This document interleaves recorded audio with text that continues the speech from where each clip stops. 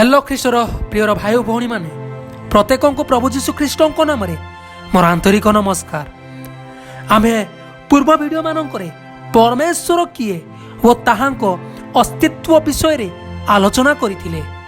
वर्तमान परमेश्वर को काहेकि विश्वास करबा उचित, परमेश्वर को स्वीकार करबा पई प्रथमे विश्वास ही आवश्यक, आ बिना विश्वास रे जानिबा असंभव अटे। तेणु वर्तमान मनुष्य बिना प्रमाण रे विश्वास करने को पछघुंचा हुए नहीं। सठिक प्रमाण रे ही परमेश्वर को विश्वास करने आवश्यक बोली मन करे।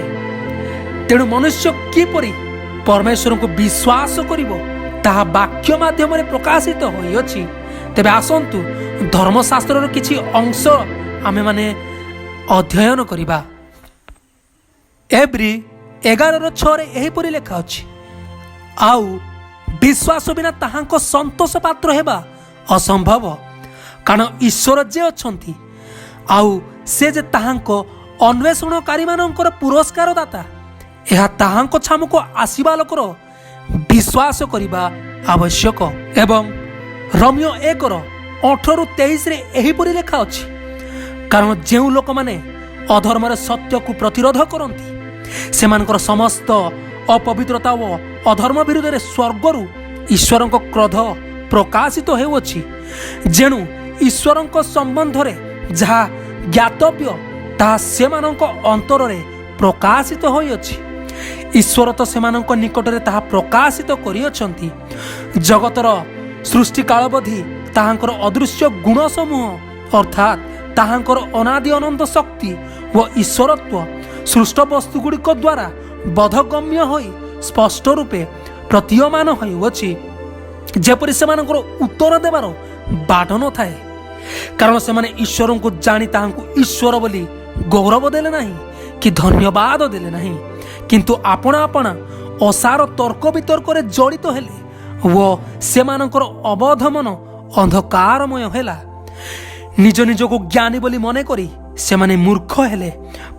मनुष्य जे प्रकृति उपरे निर्भरशील, एहा छड़ा से जीवित रहिबा असंभव आम्भे माने एहा जाणु।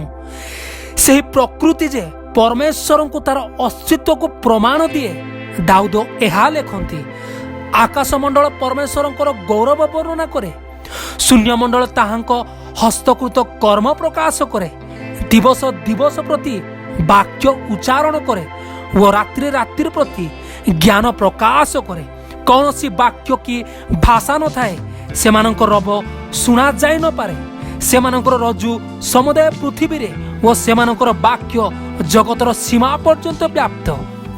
जदि वर्तमान सुधा परमेश्वर को विश्वास करि पारु नाहांती, तेबे कौन आपण माने व्यवहार करुथिबा यंत्र पदार्थ जान अन्यान्य वस्तु सकल तार आपे सृष्टि बोली मानि पारिबे कि?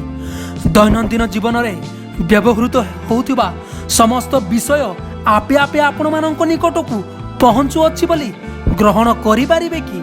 जदि हाँ, निश्चित तार प्रमाण देबे।